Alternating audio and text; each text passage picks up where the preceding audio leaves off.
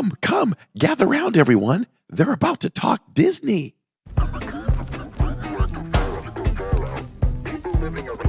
I am still so confused as to whether I'm going to eat at Connections or Creations. So the only way I can keep them straight is I have to think, okay, well, my mouth connects to my stomach, so I guess that's Connections.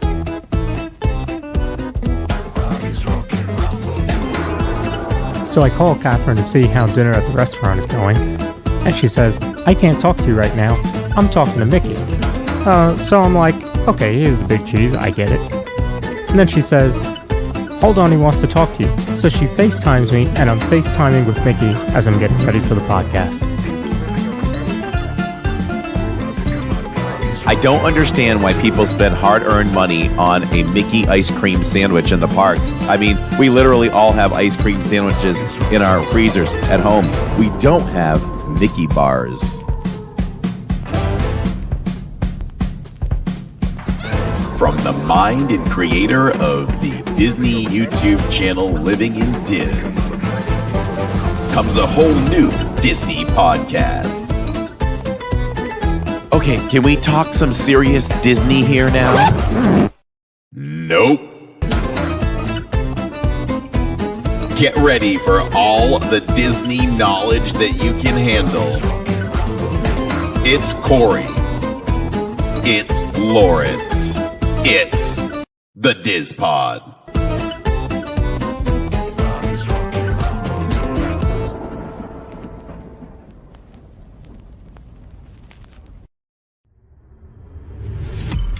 You are now listening to a member of the Disney Podcast family. Head over to Disney Podcast Family on Instagram to see all the latest posts for this show and links to other great Disney podcasts.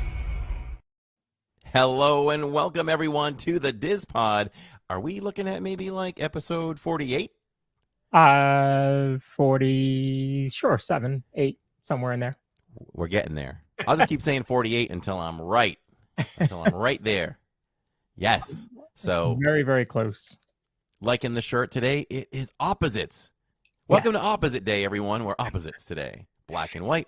It does Lauren. What is your short shirt black with white Mickeys or white with black Mickeys? I don't know. It's a good. You know how they say that about zebras. You know. Yeah, that's a good question. I don't know, but I do like that they are opposite. I also like that your T-shirt matches the shirt where it says Oswald is the same color blue there.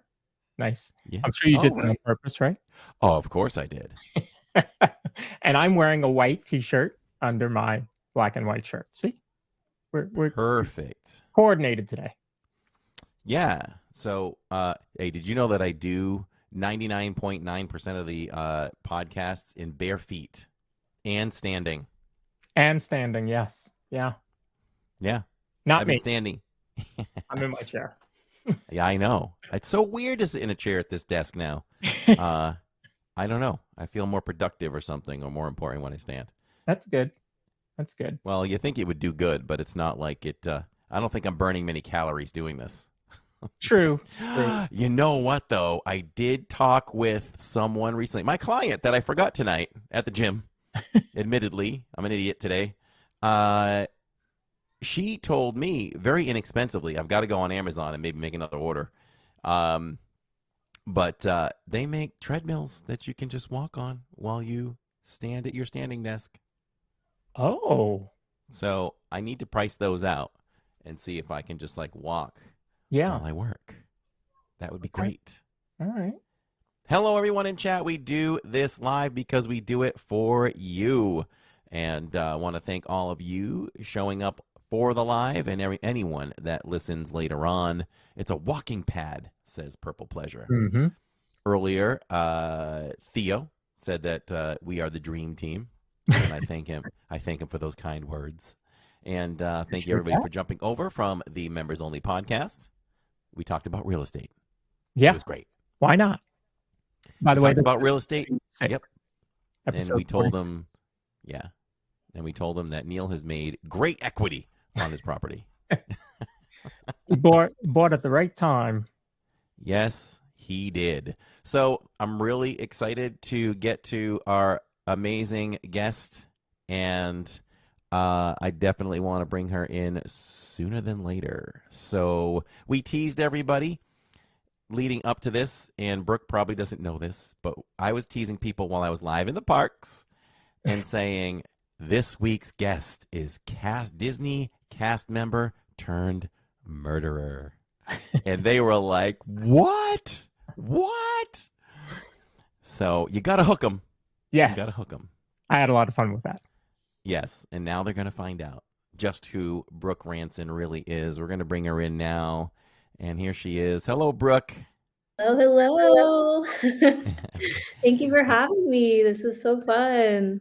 You're so welcome. When we first brought Brooke in, I was amazed. I loved her. I've seen them on Amazon, but I love her microphone. It's amazing. Her background is great. Your hair is great. That's amazing hair right there. Thank you so much. I don't know if your hair was that long when we met in Magic Kingdom, right? No, I had chopped it all off, actually. Yeah. The role that I was getting ready to play required a wig, so I wanted to make sure I didn't have too much hair to have to like put all up in the wig, and it was very long, and I also wanted to donate it to kids who are in need of wigs. So yeah, it was long enough, and I just chopped it all off. Started fresh. But now it's growing back out. So thank you for noticing. You're welcome. You're welcome. Oh yeah, it's very nice. So I can go back to when Brooke and I first met, and I'm sure you remember too. I was making my way to the hub from Tomorrowland, and I heard this voice say something. I might be recalling it a little, not extremely accurate, but just you were interested in what I was doing. And I said, oh, I'm live, and this is our channel. And I put you on, and you said hello, and you were with your mom. Yep, I was with my mom. Yeah. Yeah. We took a photo, whatever, and we exchanged Instagrams, and I've followed you since then. Yeah. And gotten to see you with all your adventures. You have had so much fun along the way. Yes. So before we get to that, let's start a little bit more towards the beginning. Like, when did your love for Disney start? Oh, that's a great question. I am a 90s kid. I grew up with the Disney Renaissance, born in 97. So I just made the cut. But I grew up with the Disney Renaissance. I was obsessed with Beauty and the Beast, Little Mermaid, Aladdin, all the Disney sing-alongs. I don't know if people watch that, but I did. The VHS tapes, the sing-along songs. Oh, yeah. I loved those, and I always reenacted those in my living room, and just loved Disney at an early age. My grandfather is from Fort Lauderdale, so he would take my mom and her siblings to Disney all the time. They were a Disney family, and they kind of instilled that in me at a young age, brought me to the parks at like 3 years old, and I was not afraid of the characters. I would walk right up to Chip and Dale with my little autograph book, and I just loved it all, and just always loved Disney. And then when I got older, I remember being in middle school, we had a chorus field trip to Disney, and I remember it was that age where all the kids are like too cool for Disney, but I was like geeking out inside and was like so excited to be back at the parks because I grew up going as a kid, and it had been a while. And I remember vividly running away from my friends. I said I was going to the bathroom or something, and I just went and watched the parade, and I was like sobbing. I remember being like, I want to do that one day, and just like had to keep that like Disney nerd in me like secret because everyone else was too cool. But now looking back, I'm like, they're lame for that. I'm like, they're missing out on all the fun. So yeah, after that, I ended up doing another chorus trip to Disney. I went to a different school, and we performed at Disney Springs and like had this whole master class. And my cousin had gone to UCF at the time and connected me with someone who did the Disney College program. I didn't even know that was the thing. I was like, what is this? I want to do that one day. Like, so my heart was just set on working for Disney. Like, that was my biggest life goal and dream. Other kids were like wanting to go to college and be a doctor, and I was like, I just want to work for Disney. So yeah, I've just always loved it. That's kind of a long answer, but yeah, I ended up doing the Disney college program right out of high school. You have to have like one semester to be eligible to do the program. And then I did that first semester, and it was a dream come true. Changed my life. I was a character performer, and yeah, we could talk more about that, but that's pretty much my story. Yeah. So let's see. So how does the college program work from start to finish? I know you just said that you need a semester in, but where does it really start from? Yeah. So yeah, you have to have a semester to be eligible at any program. So I just went to a community college and just applied, and you have an interview process. It's a pretty extensive process. So it's like a big application, and it's pretty much like an internship. It's not like an actual Disney school. It's basically an internship. You get to work at the parks, and you can take classes with the program. I don't know how much has changed since 2016, but you would get housing there, and they would just put you up, and you worked for the parks, and it was like a full-time job. And I had to audition separately for the character performer role. There was my other roommates worked in quick service, food and beverage, the Bibbidi Bobbidi Boutique, and attractions. So it really is like a Disney kid's dream come true, like to be able to have that experience working at the parks at a young age. And it really is the best experience. Like, I highly recommend it because you meet so many amazing people all over the world, and you're gaining that real work life experience. Like, Disney is a top-notch company, so you're getting that training like from a real company at a young age, and it just prepares you for the real world. So yeah, I loved it. It was the best thing ever. And two of my roommates that were in my program are my best friends to this day. I was in their weddings. Like, we talk every single day. We call ourselves the Truest Squad. Shout out to Jane and Natalia. Nice. Natalia was a character performer with me, and Jane was a Bippy Boppy Boutique fairy godmother in training. And yeah, we are Disney sisters for life. I love that. So, I mean, the amount of friendships that you've probably made for life, yeah. right? Yeah, no, a lot of the crew members or cast members that I worked with in entertainment are still some of my closest friends. And some of them still work there, still performing in the shows, which is really cool. I definitely wanted to stay and live there forever. My parents were like, Disney will always be here. You can go back to school. And Disney was always there. Like, I ended up working for the company again in the cruise line, cut to 2023. So yeah, it was all very full circle. So Yeah. did you start in the college program? You went right into being a performer. Yes. Wow. Yeah.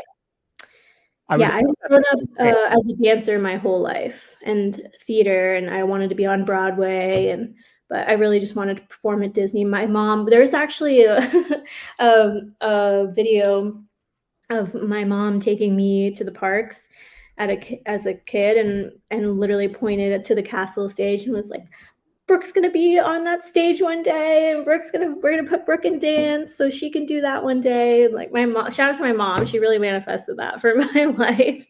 Wow. Yeah. That's awesome that you were able to do that. So, as far as the college program goes, as Nanny Pooh Bear is asking, is there any age limit?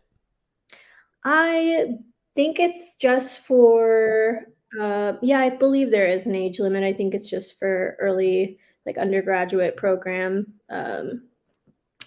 age. So yeah, as long as you have that first semester to be eligible, you can actually keep extending your program. So after I finished in spring of 2016, I had the option to go through the summer if they offer that to you. I know someone that literally extended it like 5 times and then ended up completing her whole like undergrad through Disney, and went from there to becoming full-time working at the parks as a photographer.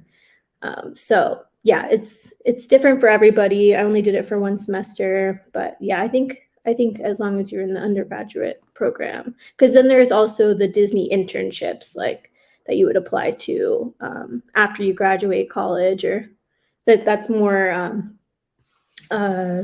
like a legit internship rather than just working at the parks and one of the like park vendors. Yeah, if that makes sense. Yeah, because I make friends with cast members all the time that are in the college program, and then I'm sad because they leave. You know, they Yeah, leave, I and know. I've asked them before. You know, well, how can you extend? And I always ask them, do you want to extend? Do you want to stay working for Disney? I love asking those questions. Most Mhm. of the time, they do say yes. Yeah. Others will say, "Well, I have commitments back home. I have to do." But one girl from France was just like, "Nope, I'm done after this." And I was like, "Oh, okay, Yeah, okay." there was because I was supposed to take credits with my school, but I was living in Disney World. Why am I gonna do school at the same time? I was like, I literally spent every waking moment at the parks. I worked there 60 hours a week. It was very intense, but even in my downtime, my free days off, I was at the parks. Like I was spending every moment there. I did not save a dime of that money. I was like giving it right back to them. I was the perfect poster child kid for that experience. Nice. Ah, that's the way it should be. Yeah, You really lived it to the fullest. I You know, you really worked did. hard and you played hard, which I is my really motto did. Oh for yeah. sure.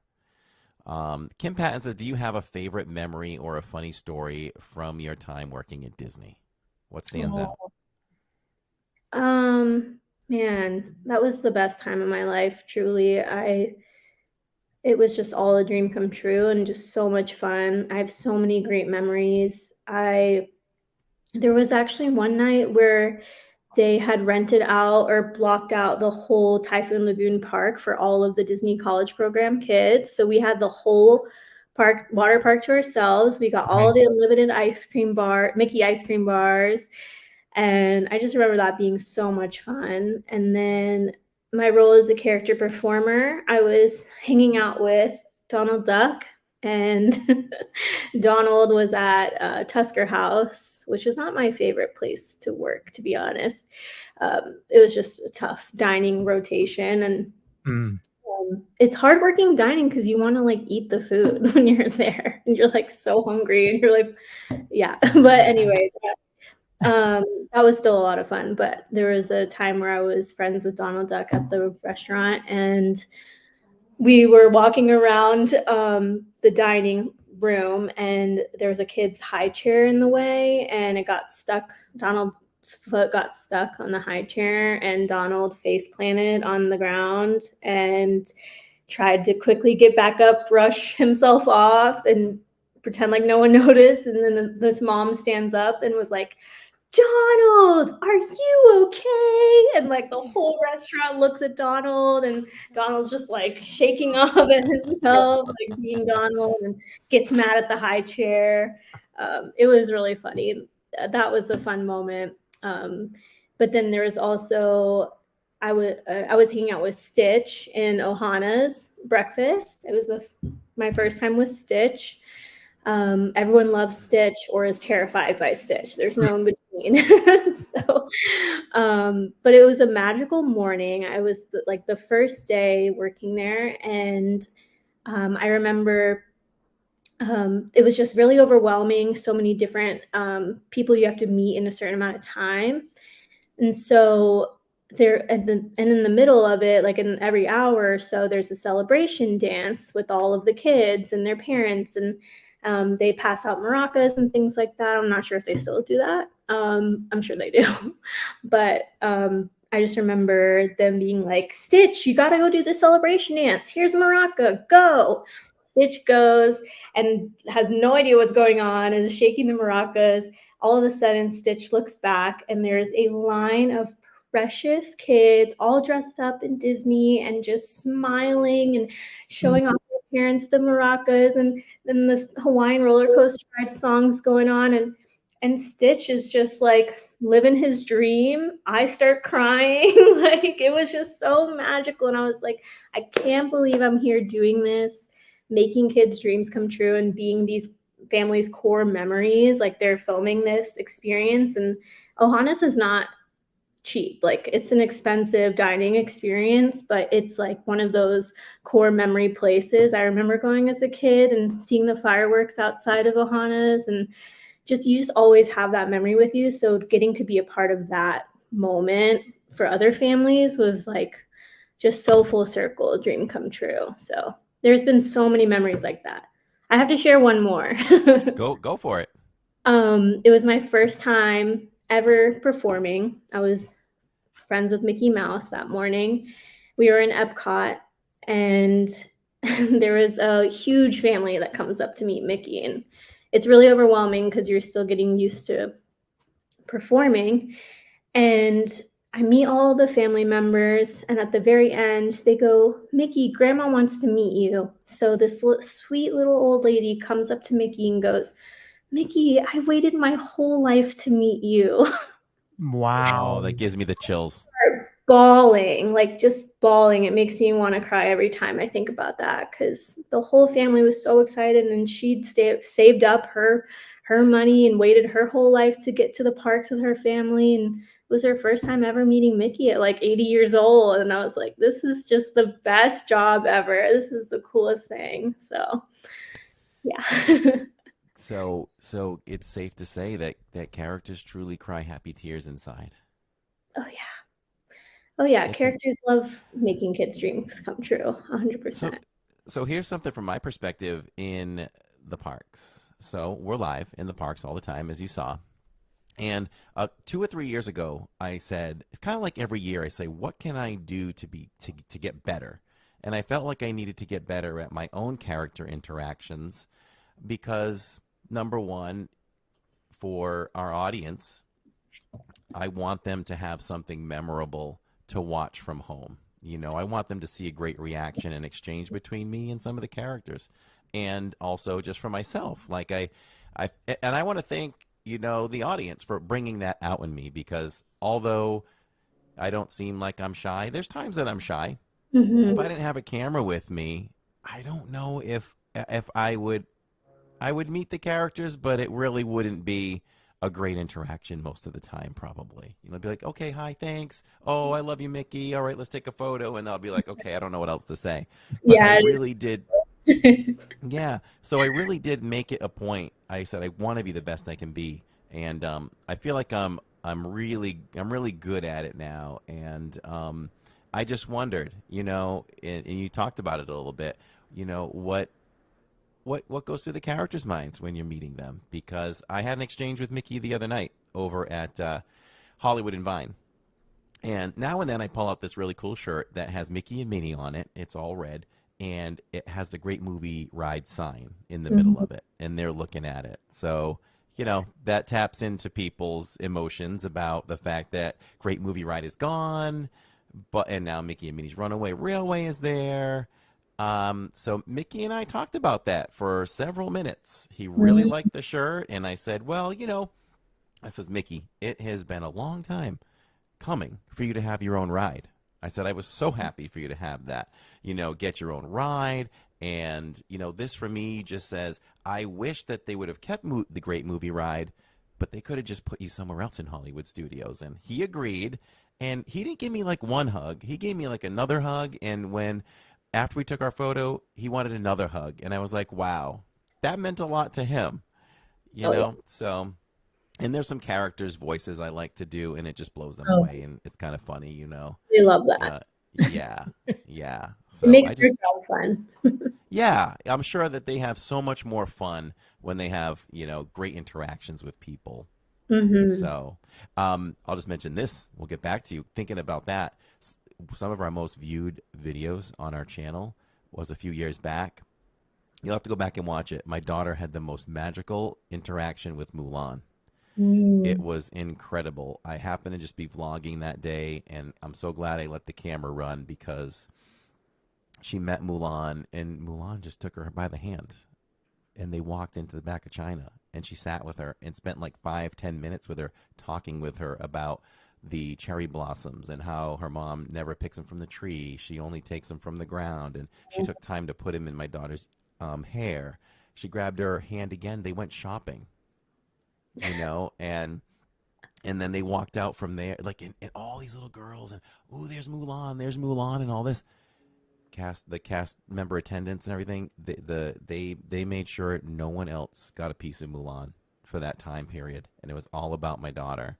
Oh. They went out and watched the performers out front when they were performing together, and then a cast member came up to me, one of the attendants, and said, "What would be something that your daughter would like in that store?" And I said, I don't even know if I told them a certain thing.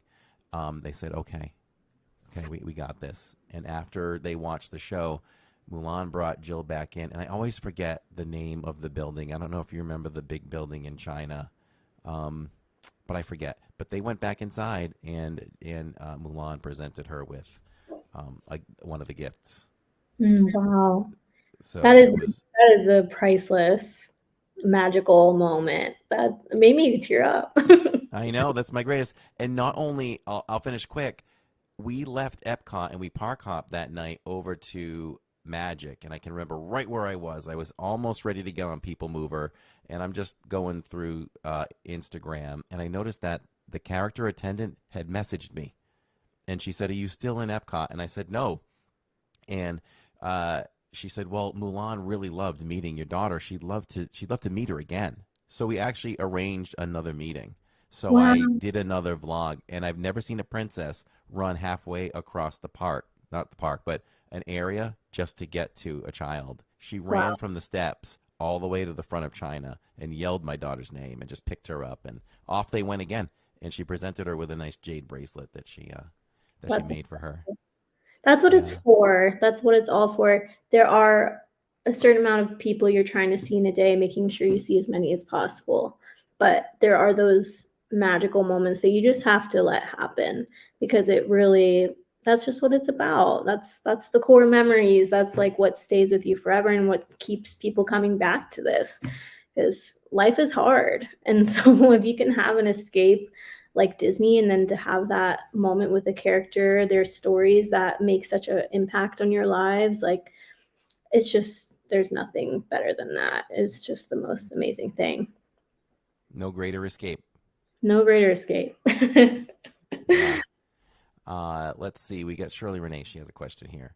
Is it true that characters are supposed to let you release the hug before letting go? Good question. Yeah, actually, I was taught that the characters should hold the hug as long as possible. I mean, it's not like a rule. It's not like you'll get in trouble for that.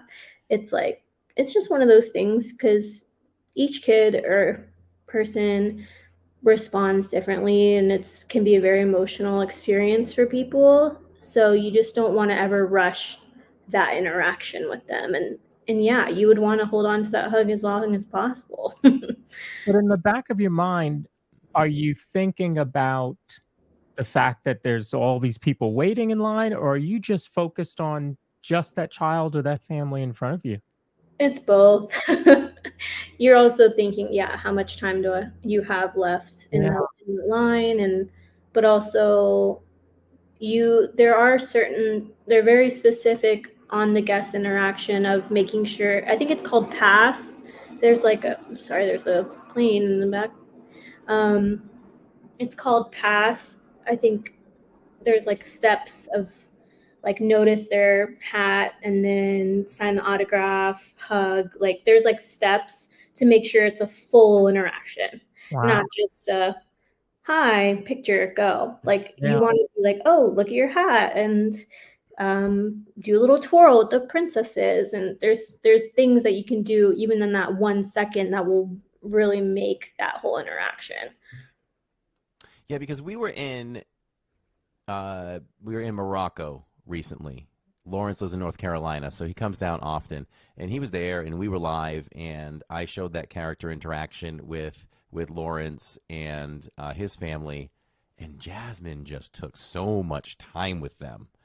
And we noticed that as guests, and we just don't forget that she was so great with his daughter and spent time with her, probably what felt like extra time, and It it's so felt like special. forever. I was getting worried that we were taking up too much time, and Finley's sitting there talking to her about some TV show, and of course Jasmine doesn't know anything, or YouTube, and Jasmine doesn't know anything about YouTube.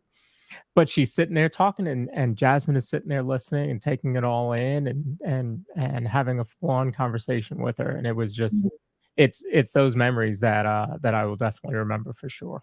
Yeah, there's definitely different. I will say there's different character meet and greets that are very strict about how many they can see at a certain time. I think I will say Pete's Silly Sideshow used to be a thing for that. They're like very strict and like we need to see this many people Okay. in a day. So it just really depends on the venue too. So like yeah, in Morocco, Princess Jasmine, she might have longer time.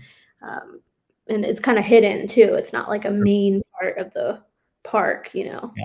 So Yeah, in fact, I think when we were there, I don't know that there was anybody behind us. So yeah, that could have also added to it. Yeah. yeah, that adds to it. Right. Yeah. We just back to the hugs for a second. Couple things, couple of points. When COVID happened, characters met at a distance, so that was something. And then when it became a thing where they could interact right in front of you again, I can't remember which princess it was, but I met a princess and she asked if she could give me a hug. And it just hit me, like it almost made you want to cry. It was like, oh my God, like, yes, you can. You certainly can. This meant so much more, than just a hug from the princess, but for her to ask and just everything that we led up to that with the world and everything, quite an emotional moment there. So it's definitely important. And maybe even going back to Mickey, you know, Mickey gave me several hugs because we had such a great conversation. But now and then, I think you can just tell that they care, because you'll even get like a little bit of a rub on your back, which shows more care. And I'm like, wow, that just makes it feel more special. Does that make sense? Yes, yeah, it does. It really does make all the difference. And I get really emotional when I meet them, like especially Mickey, because he's so classic and he's the center of it all, and he's just Mickey. He's the most humble mouse and also Yeah. the richest mouse in the world. I've had some great interactions recently with Minnie and Mickey. We were in Minnie is just always so beautiful, right? She is always dressed to the nines. The shoes match the outfit, the bow. Man. So I just said to her over at Topolino's for breakfast once, I says, Minnie, I said, is it possible for a man to fall in love with a mouse? She goes, mm-mm. She pointed right at Mickey. And I was like, okay, I know where I stand. Yeah. And we were at Hollywood and Vine once, my family and I think it was for my birthday. And my wife got on a kick with like, Minnie, I think Mickey makes enough money that we need to go shopping. We need to buy some diamonds on his credit card. He's doing okay. So Mickey comes back and she tells Mickey about the whole thing. She's like, Mickey, we just talked to Minnie and we're going shopping on your card because you're the big cheese. Oh yeah. Yeah. Donald and Daisy have the same kind of banter back and forth too. Like, Daisy, did you go shopping today? She's like, yeah, I got Donald's credit card. Nice. You have to go back when you have time and look at my interaction. It's a short on our channel with Donald. Most amazing interaction. One of the most amazing I've ever had. Donald was so super funny. He was complaining that the people didn't tip across the table. And he and I had the greatest. Do you have that? Do you still have that like queued up, or is it gone? I have it queued up. Okay, that's okay though. She'll have to go back and see it, or we can send her the link for it. Yeah, we'll send you the link for it. It's really funny. Yeah, please. One thing I wanted to throw up there. You posted this, and I stole the picture from it. But this is when we first met. Yeah. See? The bridge in Tomorrowland, right there. That was a great day. That day we both had ridden so many rides at the very last second. Yeah, you can do that. You can certainly do that. I mean, I do it all the time. When I go in on a weeknight and after the fireworks, if the park is open till 11, you can have such a free for all. It Yeah. is not unheard of. And Yeah. that day actually was really crowded too. So me and my mom were so excited to just be able to get on everything like that we missed that day, back to back to back. It was so fun. That's awesome. So where are you now? Are you on the West Coast or where are you? Yeah, I'm on the West Coast. I just moved to Los Angeles. I'm pursuing the acting world, TV, film, because I also do production. I love filmmaking and all of that stuff behind the scenes. So yeah, I literally just moved here at the beginning of March, and I'm trying to audition. I actually just had an audition for Universal Studios yesterday. I've never worked Ah, for them, but yeah, I made it to the final stages, so we'll see what happens with that. So we'll of see. course you would. Good luck with that. Let me know Thank how it you. goes. Yeah. And so yeah, that's kind of where you're heading now. You want to get into whatever you can get into, I'm sure, Yeah, or TV, I just want movies, to whatever. get paid to tell stories and make people laugh and smile, and any way I can do that would be a blessing and an honor. So yeah, I'd audition for everything and I apply to everything and we'll see what happens. So I'm not opposed to working at Disneyland. That's an option. I really would love to go back to cruise line. That was an amazing experience, being a part of the Incredibles with them, but I'm not sure if Pixar Day at Sea is coming back. You don't know those kinds of things. So yeah, this industry is very unpredictable. So what Yeah. was your first role outside of Disney? My first role, I actually went to back to college in New York, and nope, take that back. I actually went to work on Stranger Things in Atlanta, 'cause that's where I'm from. So I was doing school online and I was working on the production for season 2 of Stranger Things as a stand-in for the kid actors, and because I'm small. So I was a stand-in for Will, Dustin, 11. It was an incredible experience that really opened my eyes to the TV film world because I was very much theater and Disney Mhm. television for so long. But that experience, I was like, oh, there's a whole nother world. Like, and I got my foot in the door with that. And those kids on Stranger Things were really supportive and into theater and stuff. So they were telling me like, you should go to New York and pursue it, follow your dreams. Like they were the best. So, but yeah, I was also like a background extra on Stranger Things, and but I was doing theater stuff on the side, community theater, just performing anywhere I could. And then yeah, after that, I was in New York and doing some production stuff there. COVID hit. um, yeah, so that kind of set things back. But I really wanted to work for Disney again. Mhm. I was just like, um, because working in production in New York was tough. It's a really tough industry. Word. Like being an actress is great, but like being behind the scenes is just really tough. So Yeah. yeah, I wanted to work for Disney again, and I was just praying and auditioning, and then I landed the Disney Cruise Line, November 2022. Started rehearsals for the opening cast of Pixar Day at Sea on the Disney Fantasy. Wow. So yeah, I did that. That was probably my first big role back to performing. Yeah, because I was just doing production stuff. But I was like, I really want to perform. I really want to make people laugh, and I want to like I'm just very theatrical and very outgoing. I don't want to be behind the scenes all the time. Like Yeah. I know that I'm meant to perform, and I yeah, got that role for got to be friends with Edna Mode from The Incredibles. So wearing my Pixar shirt, and I was yeah, that's when I had met Corey, and because I had gotten all the free passes before we were starting rehearsals and Oh, fitting in Toronto and in Orlando. So I was like at the parks hanging out. I was like, yeah, I'm back at Disney again.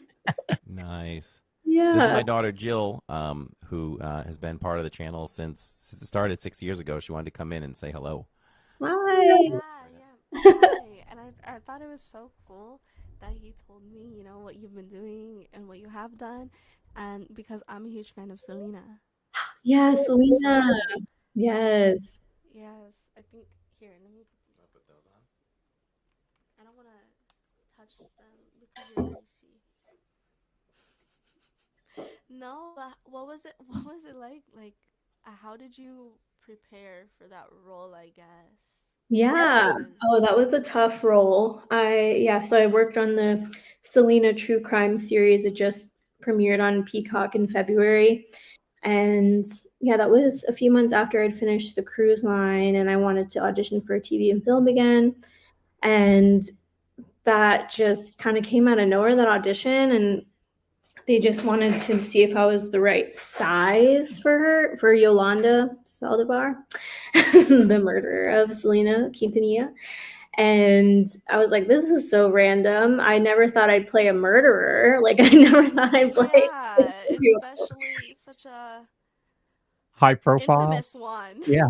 Yeah. Yes. Yeah. No, I was like, yeah, it was like, I'm a comedian. I want to work for Disney. And then all of a sudden I get this like true crime series. So I was like, oh, okay, well, let's try it. And I auditioned. They gave me her whole standoff scene where she's being surrounded after she like had shot Selena. Like I had to do that monologue and get really dark, like really deep into character.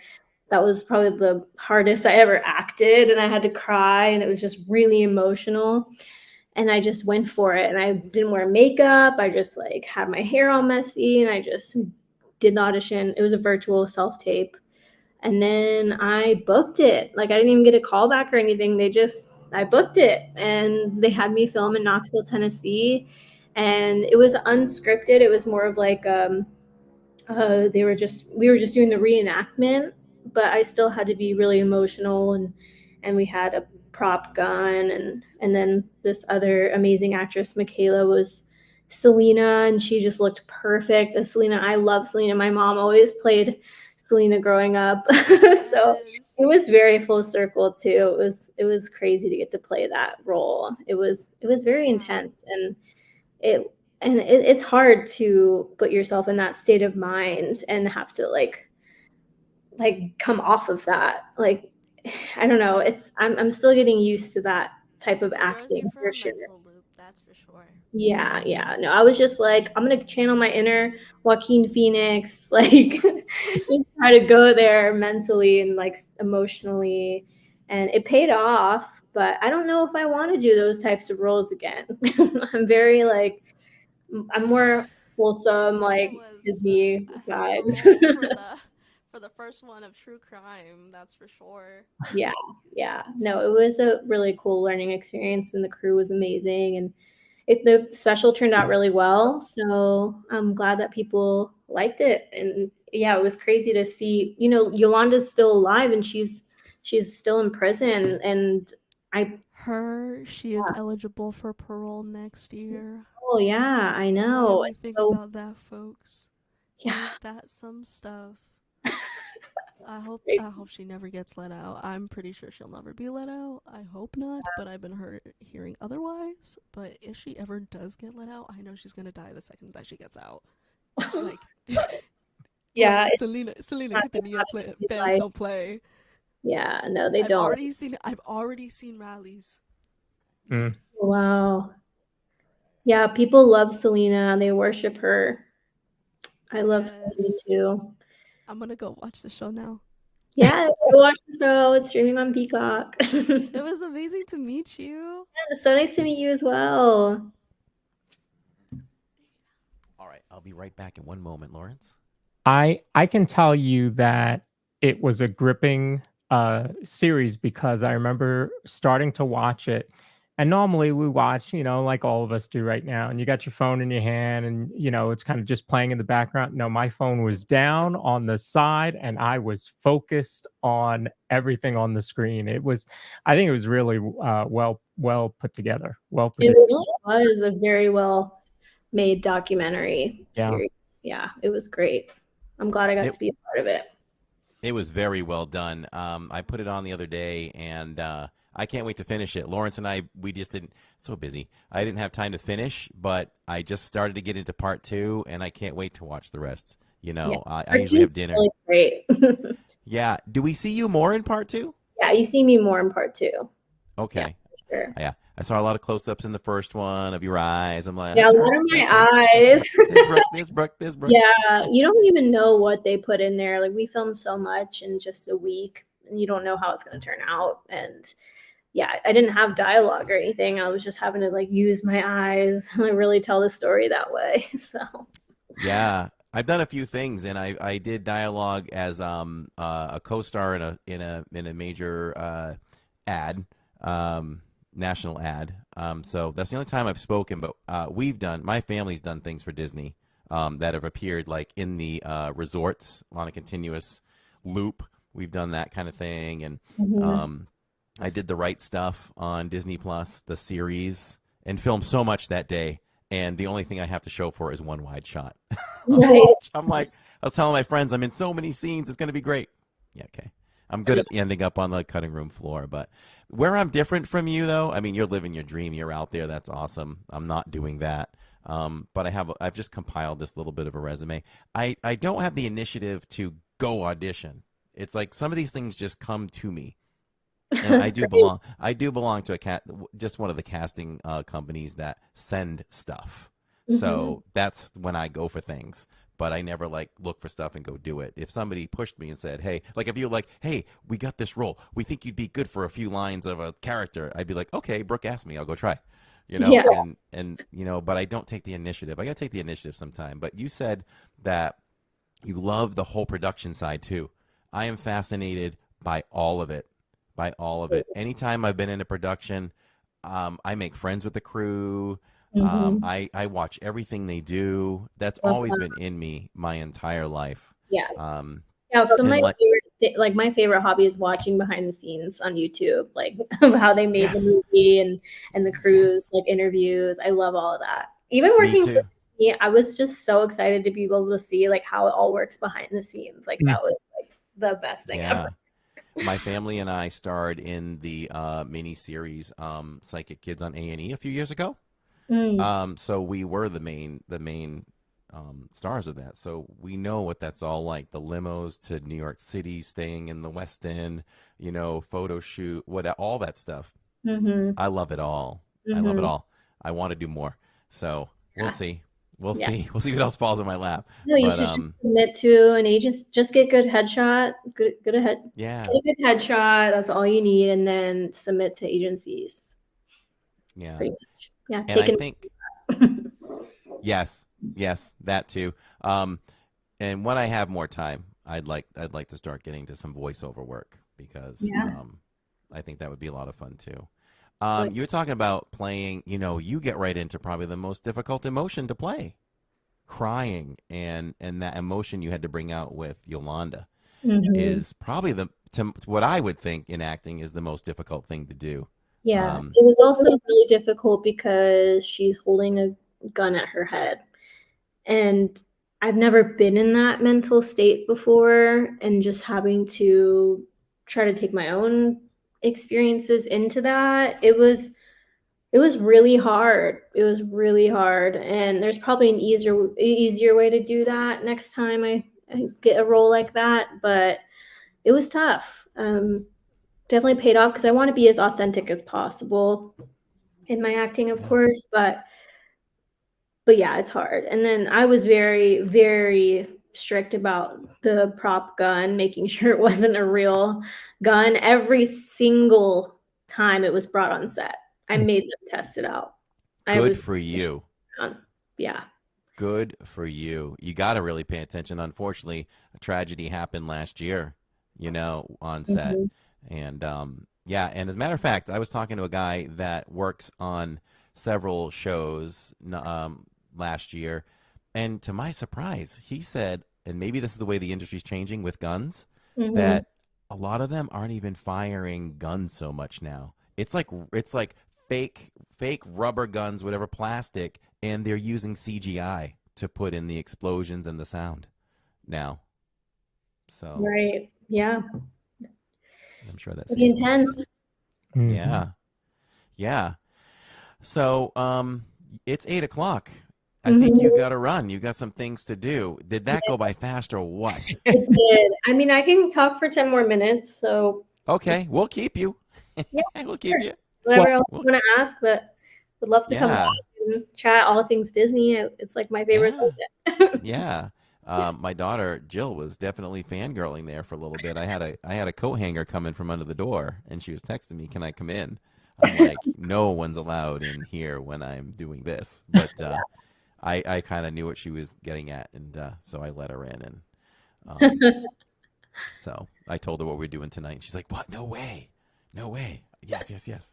So That's that's awesome. great. well, there were a couple questions, so we can. Yeah, throw those up. So speaking of behind the scenes, is there a Disney secret that you can share?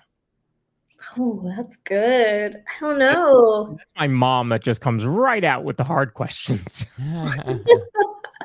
A Disney secret that I could share.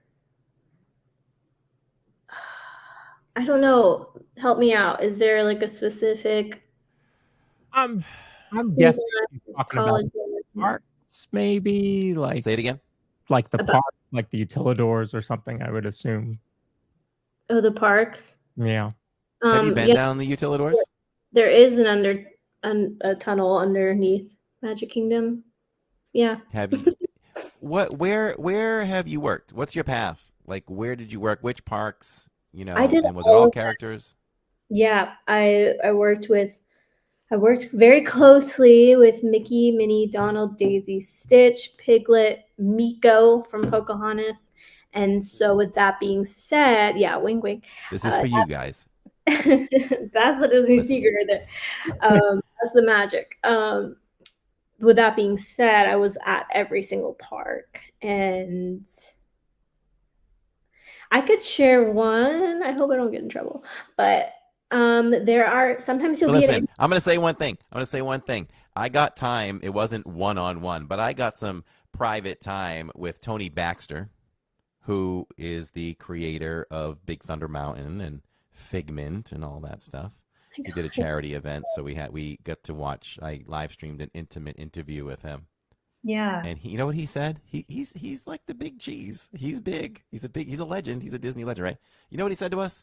He hated Figment. He hated the new Figment. And you know what he said? He didn't work for Disney anymore, and you don't either, right? He goes, "What is Disney gonna do? Fire me?" And I was like, "Wow." Oh, I mean that's true, but I do want to work for them again. So Okay. Disney, forgive but her, I will. please. I could Forgive her. share. She's being careful. Sometimes there are in the Animal Kingdom specifically, you'll see, and no one notices them, but it's so obvious. But it'll be someone like me walking around in a gray T-shirt and carrying a big black suitcase across the park. No one even bats an eye, but Yeah. they work for Disney behind the scenes, working very closely with some of the characters. So there's that. Yes, that's a great little hint to people. So everyone, now anybody that's listening tonight or on the replay, when I'm live, I will turn the camera over to that particular person if they're walking through the park, and you'll be like, okay. And I learned that from a friend, so that's something I knew. Yeah, it's like secret, but not so secret because they're walking right through the park where everyone is on stage. There's backstage and Yes. on stage. And yeah, but I really loved working at all the parks. I think my favorite was either Animal Kingdom or Hollywood Studios. I didn't like Magic Kingdom that much. It smelled bad underneath there. Okay. It's not magical backstage.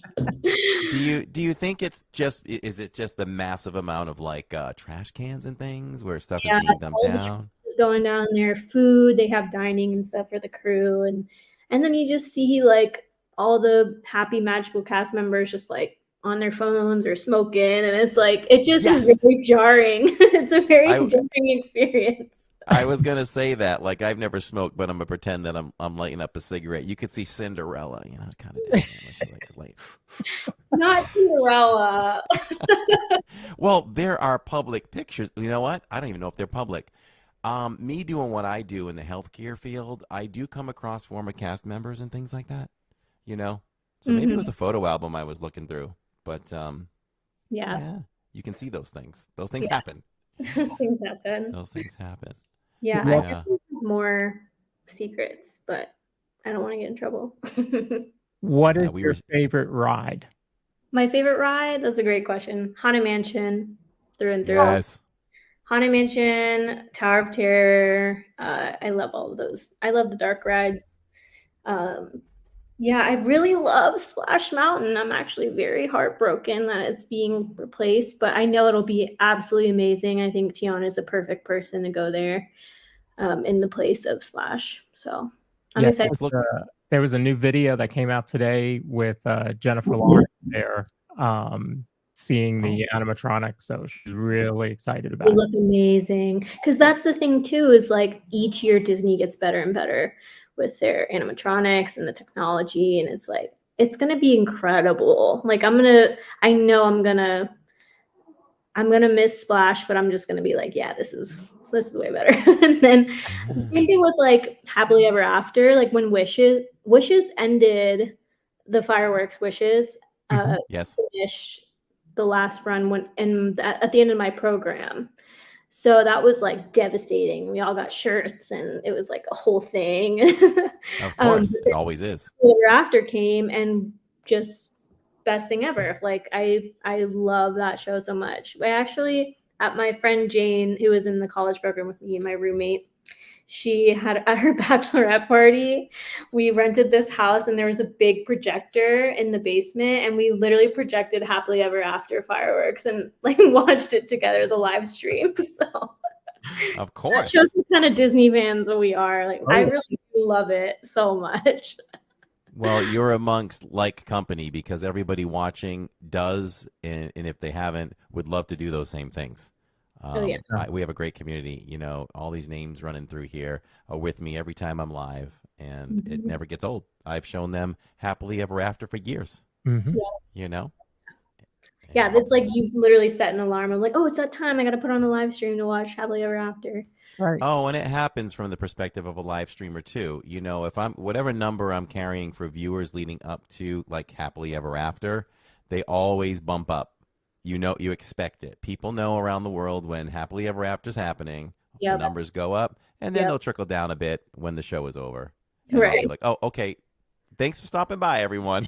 We're gonna continue with rides now. We're heading to Pirates. Yeah, You know. that's so fun. I love that you go twice a week regularly. Yeah, I would. Well, I have like a bi-weekly schedule. So every Monday, every Saturday, I'm live. Okay. And I work. So like the weeknights are always like after 6:30. So it's every Monday, every other Thursday, and every Saturday. And Saturdays are with the entire family, my daughter, my son, my wife, and we usually go from somewhere in the 3 o'clock hour to whatever that park is open for. So Magic, you can count us being live to like midnight. Right. You know, if it's Hollywood, maybe it's 10:30, things like that. So yeah, we're pretty common, and we have this podcast that's over a year old now, right, Lawrence? How long? Not a year for us though, right? I started solo, and then I brought Right. Lawrence in. Yeah, Nice. June will be a year on Okay. on the video podcast. I was gonna wear this, thinking you'd love it. So Yes, I love it. That's I should have amazing. worn that one. Yeah, You should I'll have. wear it. I'll wear it next week. What are your favorite? I'm guessing your favorites Haunted Mansion too. It is Haunted. For a long time, I went back and forth between Haunted and Pirates. Oh, I love And- Pirates. Pirates at Disneyland is elite. It is absolutely amazing. That is the one thing I love about Disneyland. And I've got to get out there. Lawrence and I have never been to Disneyland. You guys have to go, and I'll meet you there. All yeah, right. that would be awesome. That's a deal. When we are finally able to go, I'll let you know we're And I've coming. never rode Haunted Mansion out there. It's always been closed or Oh, refurbished, wow. whatever. So I still have yet to do that. We'll have to do it together. Bucket Do list. do we have a date when that's due out? I mean, when it's due to open again? Is there like a hard date for that or no? Oh, it's still closed. Yeah. Okay. No, not that I've seen. Not that I've Okay. seen. Okay. I think I'm gonna shoot for probably shoot for next summer. It's a year, but you know. Yeah. Let me know. We'll let you know. We'll That'd let you be know for sure. Yeah. Well, you What gave about us you, another Jordan? 10 minutes. Oh, go ahead. What'd you I say? just want to know his favorite ride. Oh gosh. I'm gonna go with Guardians. Really? Wow. Yeah, it's Guardians just is so amazing. different. It's just so different. But there's so many, favorites. The only ride I haven't done in all the parks is Cali River Rapids. Hmm. It's the only one Oh, I've never done that one. I am not going to let that boy out I of know, Animal I know. Kingdom now. Yeah, I just set myself up for that one. Yeah. But you know what? And Brooke might agree with me. People, are fearful that it's a wet ride.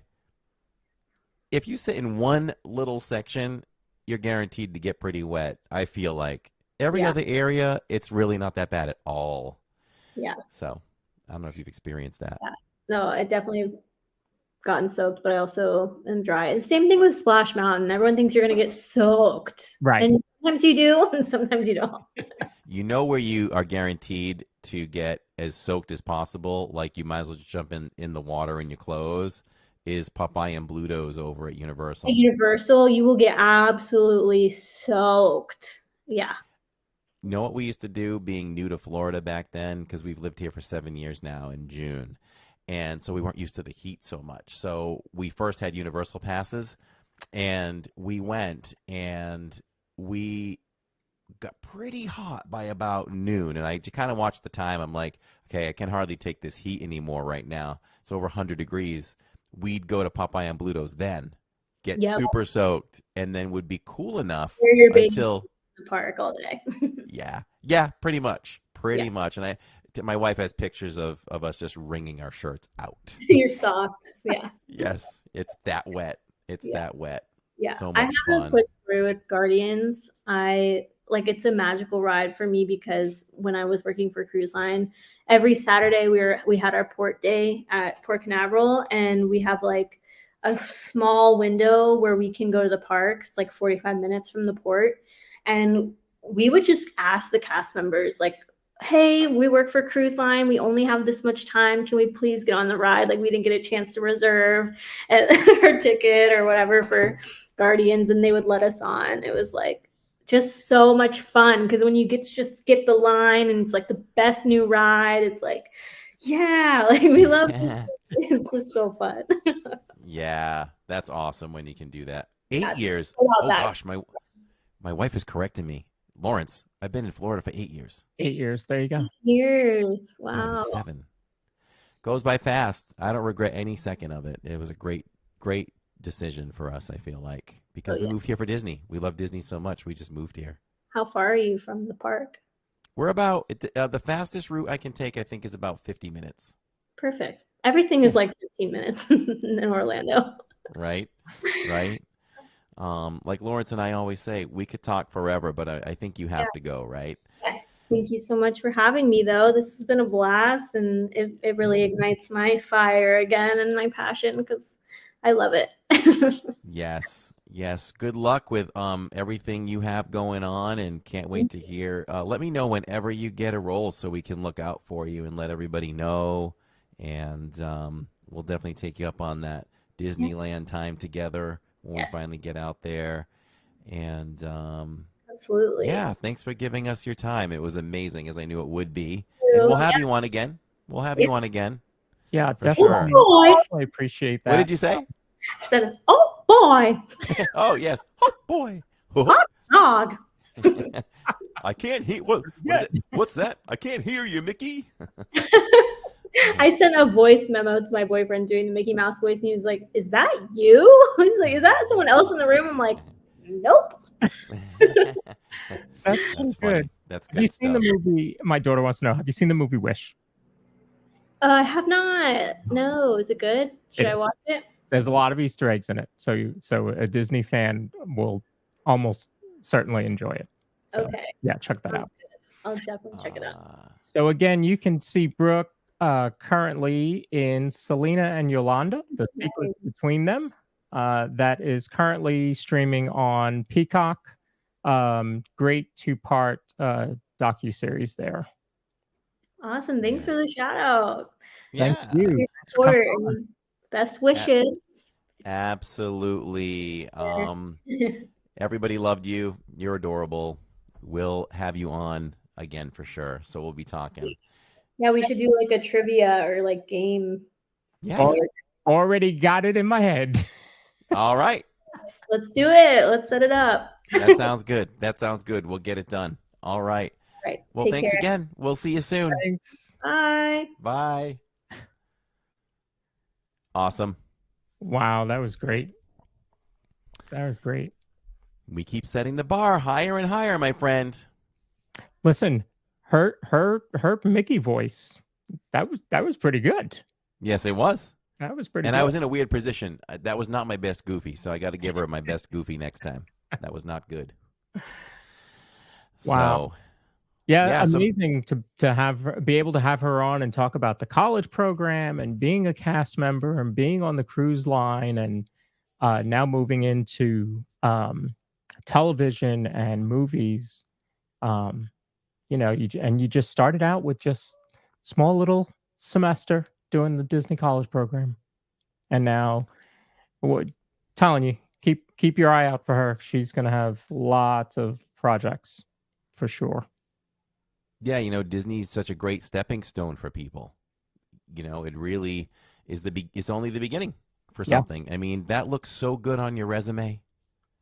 In every industry that people start out in, if there's just places where if you have that on your resume, it goes a long way. Mm-hmm. Yep. I will have to rewatch. As a former cast member, I always like to hear other cast member stories, says Make It Blue. And I got to meet Make It Blue over at Wilderness Lodge, I believe it was. Nice. It was a pleasure. It was a pleasure to meet her. She says, I would not be where I am without the college program. 2 times about to go my 3rd. I really want Jacob to get into the Aspire program. When the time comes. I think it'll be great for him. So I would like to see him. And for people who don't know what that is, and Disney's running commercials for it now. They're actually running commercials for it. Okay. Where if you are a cast member, Disney will pay a full ride to any college program that you take, 2-year, 4-year, whatever. They will pay the full amount of that. You just have to work for Disney, but you don't have to work for them when you're done. You can go to be a dental hygienist. Uh-huh. You could go to be whatever else you want to be, and you don't owe Disney anything at the end of that. Wow. Free and clear. So Certainly worth looking into. Yeah, any kids that are able to do that should really do it, no matter what. I will make a reveal for LID exclusive. I am coming back this summer working at Disney's Riviera Resort. Awesome. Yeah, keep us posted as to where you are. And we're all over the place on Disney property. So if I ever know you're in the area, we can always go over and say hello. Because we like doing that as well. Let's, while I'm thinking of it, let's just jump right into our sponsor quick and we'll pop right back. Looking for a home that offers the perfect blend of luxury, comfort, and convenience with Disney World in your backyard? Victor Naraki is a licensed realtor with Vision Home Real Estate LLC. He is here to help you find the home of your dreams. With over 13 years of experience in the vacation home market and a proven track record of success, Victor is the perfect partner to guide you through every step of the home buying process. So why wait? Visit DisneyAtYourDoorstep.com today to learn more about Victor's exclusive range of properties and schedule a viewing with him today. Your dream home is just a click away. And I have to add, I got to really work on switching this with that ad too. I've been reading in the park, so I changed it. But Victor would really like people to visit him at celebratingflorida.com. And his email is victor@celebratingflorida.com. So, so to wrap that up, definitely check that show out, Selena and Yolanda on Peacock. It's really gripping. It grabs you from the beginning. I mean, I wondered. Ooh, shoot. Ooh, I just dropped something. I wondered, if it would be an easy watch, and I knew a minute in. Yep. That it would I want more. I already wanted more. It Yeah. was very well done. Yeah, I was really happy that it was like that and not an odd feel to it. Like it got you right into it from the moment it started. So yeah, I'm looking forward to finishing part 2. Absolutely. So check that out. And let's see. Oh, is it ever going to be out on DVD? Don't know. I don't know. Who knows? Maybe Michelle, it'll turn up on something that's free in the future. Yeah, that could be. But there's, I mean, like even Best Buy, and I think it was somebody else announced they're not selling DVDs or Blu-rays anymore. So they're going to become, like the 8-track for us, or cassettes, Yeah, or kind of laser crazy, disc. huh? What I ended up doing was I don't have Peacock, so I just paid the $5 or $5.99 for 1 month Oh, okay. Yeah. to watch that, and then I'll probably get rid of it. Although, this is not something I'm normally interested in, but I think it got pretty good reviews. And Tammy loved the Chucky movies. I'm figuring while I have Peacock for 30 days, maybe we'll try the Chucky series and see if it's any good. Yeah. I love it when Tammy and I can get into a series together because we're very picky. So there's a lot of things we try and we're just like, So maybe that's something we can get into next because we'll binge something if we find the right thing. But we don't watch much TV. I don't count. This is kind of funny, right? I don't count baseball and NFL as TV. It is, Yeah. but when I say I don't watch much TV, Right. I don't watch In that many series. productions. Right. Yeah. Yeah, I don't watch many productions. Yeah. Side note, Alien comes out this week in the theaters again. And Jacob has never seen the movie. So, and for that matter, I don't think Tammy has. And to be honest, I don't know if I've seen the full film myself. I honestly may not have, Oh. now that I think of it. But I went to the movies and saw Aliens and saw a couple more after that. Mhm. So I'm excited. I'm excited to see that on the big screen. So we're going to see that on Friday night. We had the VHS of Alien. I remember. Okay. That. Yeah. So yeah, I guess they're putting it back in the theaters because now there's a sequel coming up. So they're probably trying to ramp people up to getting into the sequel. I heard Spider-Man 2 was in the theaters recently too and made like $800,000. Can you imagine that, just making a quick buck? Yeah. I mean, that, maybe this is a trend of something that's starting to happen, or we're just, with anniversaries, because also this weekend is the original Mummy with Brendan Fraser is out in theaters. I thought about going on Sunday to see that, but it's closed captioned on the screen, so that's a little too distracting. We saw Avatar like that by accident. Oh wow! I didn't realize, and it was like time-wise, it didn't make sense for us to bail and wait for the next showing on another screen. I just find myself reading it. I can't take my eyes off the words. Yeah. So it gets distracting especially when the actors are speaking what you're reading. Yes. So Alicia was surprised that Tammy likes Chucky movies. She does. How about that? I love closed captions. It's a must for me, says Caitlin. Okay.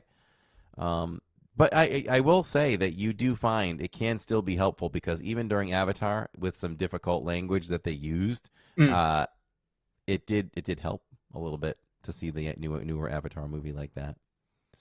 So, all right. Have we covered everything? Is it time for Inside the Parks? Yes.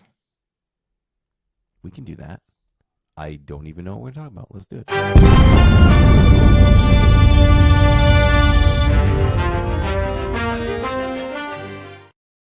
This is me thinking, where was I on Saturday? We were at Magic Kingdom. It was perfect weather day. This is what Florida is all about right here. I know it's kind of about the 100 degrees and sweaty, but it was beautiful weather. We love the fall, winter, and spring here. It is just perfect weather. And just had a great day with the family, and it was another day on a whim where we just didn't know where we were going to eat. And I've always talked about how Magic Kingdom, Disney needs to step up their quick service in that park. I mean, that is the main park. That is the OG.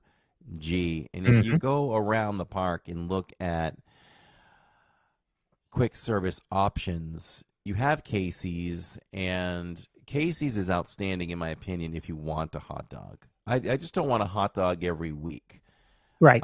When I really want it, it really hits the spot. I don't think there's a better hot dog, in my opinion, than a Casey's hot dog. Good beef hot dog.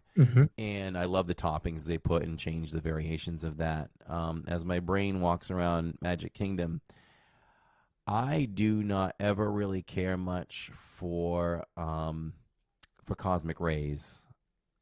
It's pretty standard theme park food. Yeah. Or even I shouldn't even say theme park food. It's more of like amusement park food than, like higher elevation park. So yeah, it's kind of Yeah, I ate there, I think, with Steve Bullock and family, I think. The last time I ate there, and it was just so that I could get the I tried to order the clam chowder, and I was raving about how Cosmic Rays finally got some good food, and that was a fiasco that was quickly helped out and solved by the cast member. But the burger wasn't bad. It wasn't bad, and I'm not saying I won't eat at Cosmic Rays again, because I will. But I just think the quick service options could be better. Harbor House is okay. The fish sandwich isn't outstanding. The chowder, though, is very good. The chowder is very good. From a New Englander, I can sign off on that for sure. I think Sleepy Hollow is the best quick service, as David and SC. I probably can't. Well, I would put that second for myself, because I think that you can't go wrong with the fajitas over at Pecos Bill's. But the fresh fruit waffle sandwich, I always say, is the best quick service snack in Disney World. It's so great. And you can also get the lunch version or dinner version over there, which is the spicy chicken sandwich in a waffle. So David's pretty close on that one for me too. So the quick service could be better. So we went over and we found reservations available for the Plaza restaurant. It's been something that I've seriously been thinking about for quite some time. And for whatever reasons have come up, we just didn't end up doing it, and finally talked Tammy into doing it. And we were so pleasantly surprised. We walked out of there, you ate there too, so you can say what you thought. And I don't think that you raved about it as much as we did, but we were amazed at the atmosphere is lovely. It's an old time feel. You kind of feel like you're eating in a fancy place in the 20s. Right. Felt like I was back over at the Grand Floridian Cafe, which we ate at a couple weeks back. Right. And the service was also, it's always outstanding with Disney. And the food, though, was good. The onion rings were really good. They had a good crunch. It was a different texture. It wasn't that breaded type of onion ring. The horseradish sauce just hit nicely. And we all got different meals, which is great for the stream. Jacob got the triple-decker turkey with the bacon. It was so much he couldn't finish it. So I took one slice and tried it. And, that sandwich is kind of like, they did it the best you can. I mean, how much can you rave about, sliced bread? Yeah, a turkey club. They did it right. I got something which is a little more unique, which was pot roast on toast, topped with onion rings. So that was really good. And if you want to compare that pot roast to 50's Primetime, I think it was just a grade below, just because it didn't it lacked just a little less taste. Okay. And you might have needed like toddler teeth to eat that one. Whereas 50's Primetime, I say you don't even need teeth. It just dissolves in your mouth. And Tammy got the chicken sandwich. and I tried a piece of it because it was big enough she couldn't finish it, and it was moist. Mm-hmm. It was moist. So we signed off on all that stuff, and let me tell you, I have never heard of a key lime milkshake. And I am such a big key lime pie fan. I usually get key lime pie anytime it's on the menu, and it was on the menu, and it was great. Didn't only have I tried a little bit, and we didn't have an extra spoon, and our waitress Crystal didn't come back yet, and I passed it over to Jacob because poor Jacob was looking at it and looking at me eating it, and I was like, here, just take this and try some. Next thing I know, it was almost gone. So I'm like, okay, that was so good. I'm going to have to get another one, and we can split this one too, but I need to have more of this. So it was really good. And it's a place that we all agree that the stream is going to see us eat at the plaza more often. I might even say a quarter of the time now that we're there on a Saturday, if we can get some seats. Although the one thing that will that's not bad though. We'll go, but we'll do it a little sparingly, only for cost, because it was a meal with tip that did come out to about $121. So, you don't want to do that every time you go to Magic Kingdom as a family. I mean, typically, I guess as a family, we only go once a month. So, maybe once every couple or third visit with the family on a Saturdays, we'll go. Because is it pricey? In comparison to a lot of things, to sit downs, no. Not the sit downs, no. I mean, you're getting your value. It's probably more, but then, like you said, look at the value that you're getting. Is it a Casey's? Is it a Cosmic Rays? Certainly not. And it felt like when we were there, more like a sit down restaurant than a quick serve. So it definitely gave me that feel.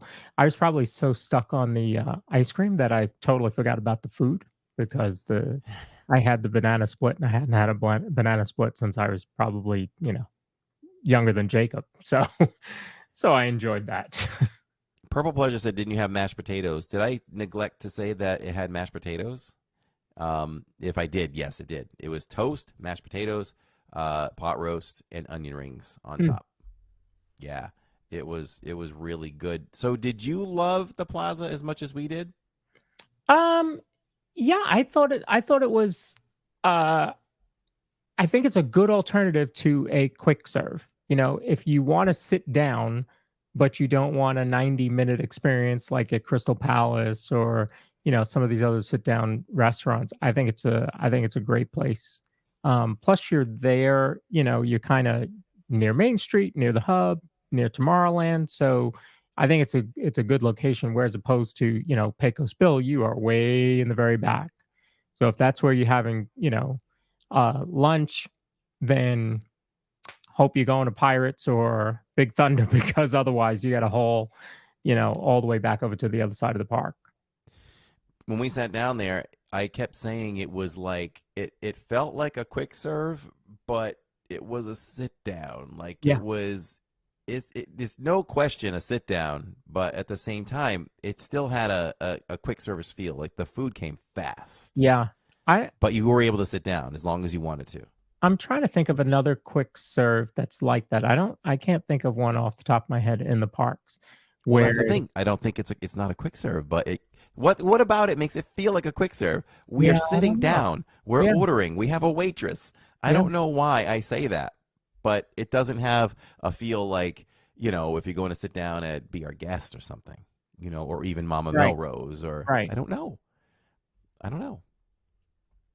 I might be confusing it. Maybe it's not a quick serve. I was trying to think of the Disney dining plan. No, it's probably a sit down. That's true, though. That's true, right? That's a good question for investigation. What does Disney treat the Plaza restaurant as? Yeah, well, I'll have to look at that. Yeah. That'd be funny if it was like quick serve, right? It's probably not. It's probably all. Oh, it's probably not, because if they could attach, a little more that you got to use for that place, they're going to do it. Yeah. There was one interesting cast member while you were waiting for your table to come up. The kid, I showed this to Catherine the other day because she hadn't seen it. The kid that got the digits. You remember that? Yes. So the camera was pointing towards the front door, and there, I think his name was Lewis. Oh, okay. I think. And you all get to see something unfold right in front of your very eyes. These young ladies went over to one of the hostess and handed them a note like it was class. And they go off giggling, and Tammy and I are watching them and like, what's the deal? And we look over at him, and he's got a note, and he's kind of smiling and blushing, and then he looks at the note, and I was like, oh, did you get the digits? And the cast member friends, he showed it to them, and they're like, oh, yeah, he got the digits. That is funny. I wondered if those girls were local or if they were just visiting. I don't know. That was an interesting day.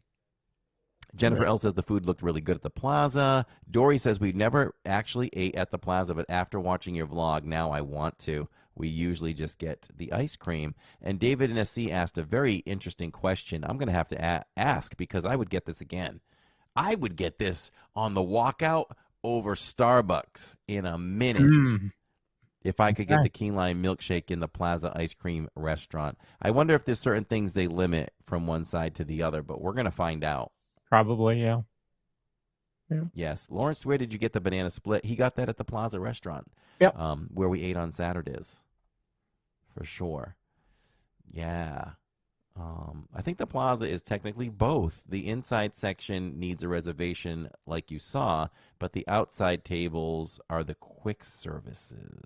I didn't know that.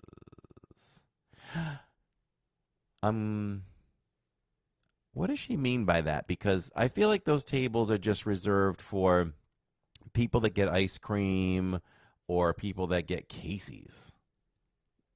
Because there are no waitresses out there or anything. Well, it wouldn't be Casey's because Casey's is way on the other side. But I think we've had Casey's over there just based on there were no table availability on one side, so we went over. Court just has me thinking, like I'm just wondering if you can order from over there and they bring it out. They don't, though. Just curious about that. True has an idea for our next podcast episode. Going to be next week's podcast is going to be how to plan for May the 4th be with you with 15 people. Yes, because we're thinking, I tried to get everyone together the other day in their thoughts as to should we all eat together and a sit down, because being such a long day, we're live streaming everyone from rope drop to the end. It's going to be an all day stream, and Tammy and I feel like that deserves a sit down. Like you're out there all day, morning, noon, and night. Let's get our feet up and let's go do a meal for 90 minutes or something. And like you said, probably the easiest thing to do is Hollywood and Vine. I wanted to message you last night because I looked at reservations for Hollywood and Vine, and there was like 4:45. There was 4:55. There was 5 o'clock. There was 5:10. So I'm like, wow, we could all grab one and just kind of come together for a certain time. So not sure if Crew is joining us for that, but he will be with us for later in the afternoon, I think, or morning, and then he'll come back is what he's got going on, I think. So that day, either way, it's going to be good. Oh, either way, we're going to have a blast no matter what we choose to do, whether people just go off and get quick service or what. But I think it would be good to sit for a little while and relax. And plus, taking that amount of time on that stream won't, slow the stream down, let's say, because we've gone all day. It's an all-day stream. So taking 90 minutes to sit down doesn't harm it at all. That's a good point, because if we fire that stream up in the 8 o'clock hour, like 8 o'clock I got to check. Does the park open at 9? Do we even know? Whatever time it opens. I'm going to assume 9. I assume 9 too. I assume 9. So we'll start at 9. So you're talking 10, 11, 12, 1, 2, 3, 4, 5, 6. We're already live for 8 hours, or 7, depending on what time we eat. So we'll probably eat closer to 5, I bet. So, that'll be no problem at all, for sure. I heard Mama Melrose's got a new menu. Yes, if you go back to our 2 or 3 Hollywood Studios streams ago, we ate there and we ate everything on the brand new menu before it debuted officially, Caitlin. So you can see everything. I ate 24 olives from a bowl because that is one of their hors d'oeuvres now, or appetizers, because the rest of the family doesn't eat them. Hi, Amanda. In chat, the rooms are so plush and the quick service is awesome. Topolino's is great too, says Susie Q. Park opens at 800 for early entry. And 8:30 for normal hours that day. Okay. All right, so we'll be live around 8:30 in 2 weeks on that Saturdays. So it's going to be a lot of fun, and we'll figure out where we're going to eat at that time. We'll get the merch when we're called. And so that's 2 new hats that week if I can get my hands on them. It's the May the 4th hat, and it'll be the anniversary, the 35th anniversary of Hollywood Studios hits on May 1st, and that news dropped today. And I do like the hat, and I do like the shirt. So I would definitely be up for grabbing those 2 as well. So there's going to be a little money dropping. So that's going to happen.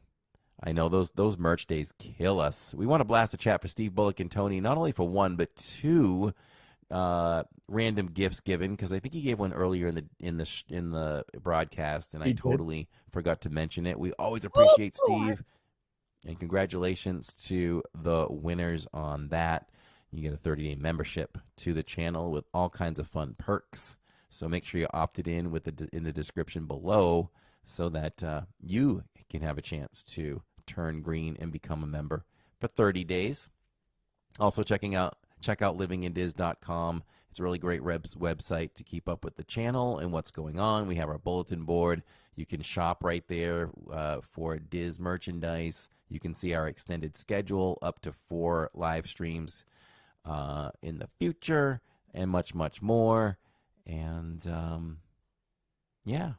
so we had Brooke on today. Brooke was amazing. Brooke and I talked the other day and went back and forth about what we're doing. She's heading for much bigger things than me right now, but we get to talk a little bit. And I love that she talked about how amazed she is by production and behind the scenes stuff.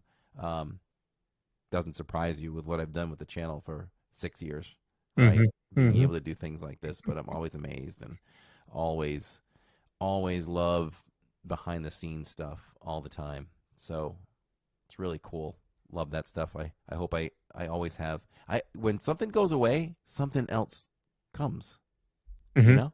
I'm always like, so I'm like, what's after this now? Sometimes I forget. I'm like, oh, we're actually have our own movie. You know? Like I'll think about, we haven't done any extra work lately. I've said no to multiple potential projects recently. Just it's hard to do it with work. You know, the movie industry and TV and promotions, everybody, they work Monday through Friday. They mostly work Monday through Friday. So any jobs that come up, I have to say no to a lot of them because of the times they come up. So, but when things come up on the weekend, we always look at them and see if it's possible. But I've said no before because of the stream too. Like, no, we're supposed to stream Saturday, so we'll stream. The scale of the production is absolutely insane, says Caitlin. Yeah, and like I said, we've been involved right to the very top with stuff we've been involved with. I mean, to the point where, you know, the family was the star of the show. So if it started to like drizzle, Tammy and I had people holding umbrellas over us. Not even just hand you an umbrella. Hey guys, it's raining. No, we're gonna hold this for you. Wow. I'll share one quick story on production. You guys know I love food, so when I was on the set of The Right Stuff, we had wrapped filming for the day, and I had already had breakfast, and breakfast was amazing. It was amazing. Can't remember what I had. Like everything breakfast was there, and I ate. I tried everything, and then we went over, and who basically became my one of my partners in multiple scenes. We went over, and she just took a little bit of stuff on her plate.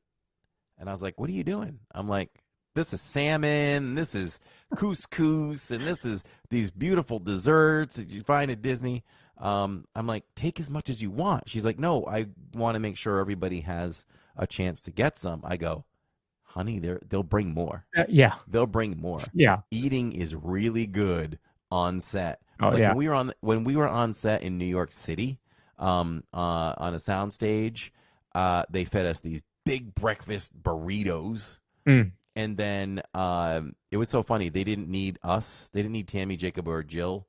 Tammy, Jacob, or me that day. They decided they were just going to go with Jill, and they just went with Jill.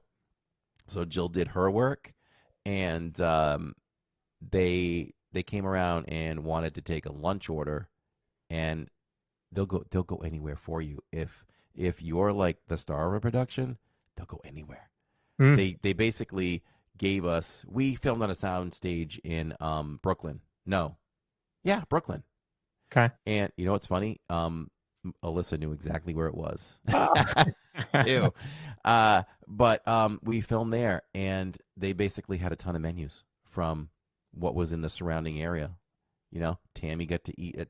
They went and ran and got food for her wherever she wanted, wherever I wanted Mexican. They got me Mexican. They got the rest of the family whatever else they wanted. And here's the kicker. After that, some of the food was taking a little too long. They said, oh, we went ahead and ordered pizzas just to hold you off until your order comes. There's so much food eaten and wasted. Yeah. So that's pretty cool. And then they asked us if we had enough money to eat for the next couple of days. And I was like, well, you guys really didn't give us any money for that yet. And so she handed me, an envelope with some nice cash in it to go off and eat for the rest of the night and the next day. So that was pretty cool. Nice. Yeah. So I think good job. I think we did had a great time tonight. Glad to have her on and learn what it's like to be in the college program and a cast member, and to move on to acting. And this was, what did I say? Number 46, I believe. So we are moving up to 50. We've got some good stuff ahead. I think we've just booked another guest tonight for a future episode. So we've got more good stuff for you coming. We've already talked about kind of what next week's episode is going to be, but I'll give you a quick sneak peek at what we're going to be talking about. First came the Magic Kingdom, then the incredible Epcot Center. Now comes the new Disney MGM Studios theme park. Newsweek declares it fulfills Walt Disney's wildest dream. The new Disney MGM Studios theme park is mind-boggling new things to see and do. It's a dazzling new high-tech playground. The Disney MGM Studios theme park at Walt Disney World in Florida. Just gives you the chills, that park was so great with all the original attractions, that you see in that. Amazing. Amazed is. And we should talk about, we should also include what crew was talking about. How to do May the 4th. Yep. That falls right in line with it, right? So it's going to be a good week. We'll talk about the 35th anniversary of Hollywood Studios, or what was then Disney MGM Studios. We'll pull up some old clips about rides and a couple other surprises for you from back in the day. And we'll try and figure out how we're going to do May the 4th with 15 people. They'll get to watch it live and unfold as it all happens on May the 4th. And the stream will change many, many hands that day. I think you said you were going vertical all day, didn't you? All day. That's the plan. Woo! I can't even pass it off to you then. I'll feel guilty for passing. So I can pass it off to Neil and Tammy a little bit here and there. But you can do the same. Yeah. We're just going to pass around the gimbals. And I might have somebody else with me that'll hold the gimbal. And I'm not telling you until they get there. So there you go. Don't get my hopes up. I know my number one choice. So it's going to be a good trip for sure. So we are counting down. I know Steve is counting down as well. Yes, and I'll say that I've had people that watch us enough can probably say word for word, and I'll talk about it next week one more time, like how Disney could do May the 4th better. Mm-hmm. It's real simple. It's real simple to put some lipstick on that pig, for sure. That's all you have to do. Fresh coat of paint, add a couple of things. I want to say it now, but I'll save it for next week, of how we could simply make May the 4th better. But either way, I'm a Star Wars fan. I still get excited to celebrate Star Wars Day, and there's nothing like being in Hollywood Studios, Galaxy's Edge, for Star Wars Day. That's right. That's yes. right. So there you go. Spoiler alert, it's Finley. Well, everybody could get a view from Disney from a whole new perspective. Oh my goodness, you should down hear at her. that 2-foot level. She has her iPad and she's walking around the house talking about, don't forget to like and subscribe. I'm like, oh, that's cute. That's cute. And we will have Brooke on again. Yeah. For definitely. Sure. Yeah, she was a real joy.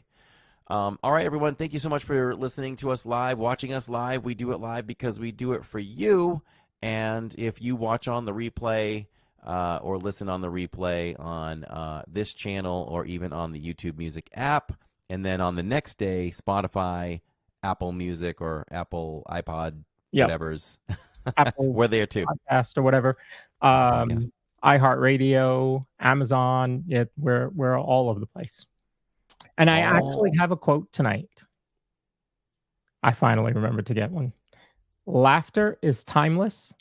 Imagination has no age. Dreams are forever.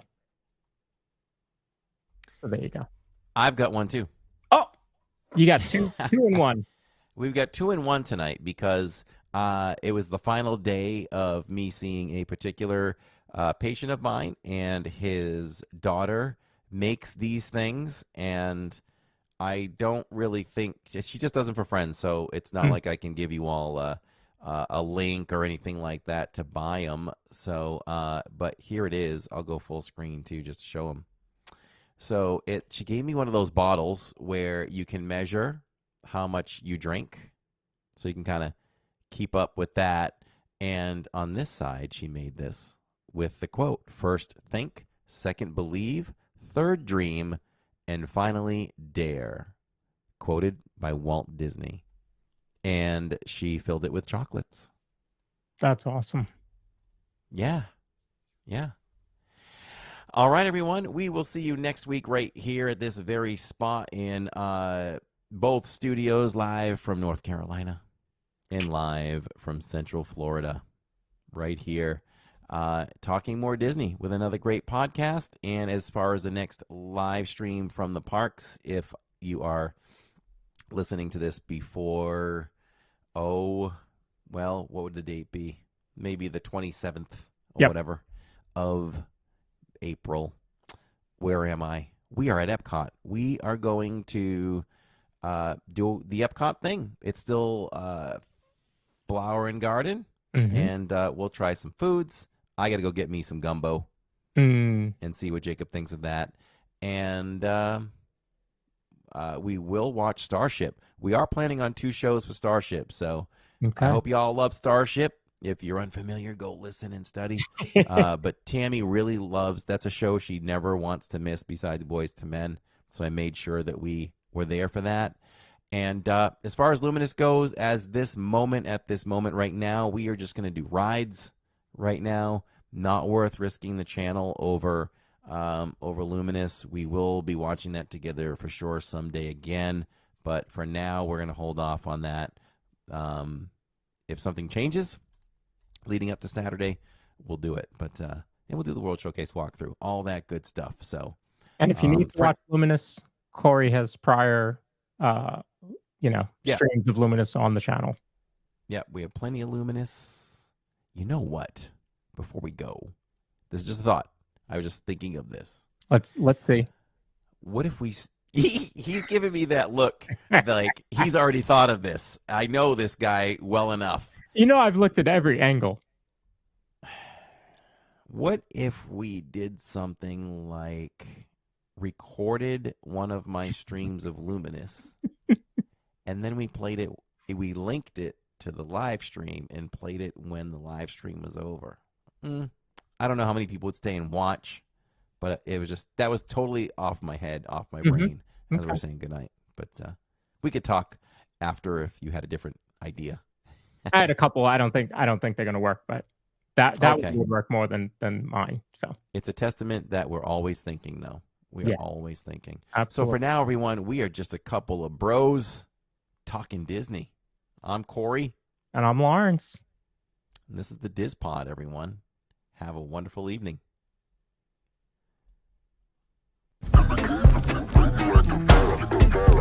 People living over any